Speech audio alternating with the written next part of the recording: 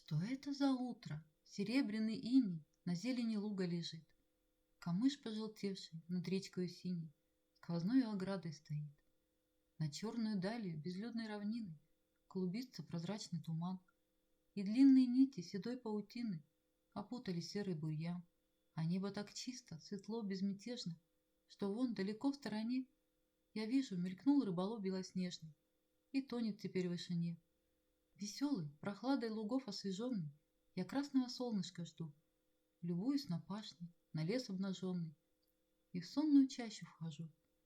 Листы шелестят у меня под ногами, два дятела где-то стучат, а солнышко тихо встает над полями, озера румянцем горят. Вот ярко блеснули лучи золотые и крадутся в чащу берез, все дальше и дальше, и ветки сырые покрылись каплями слез.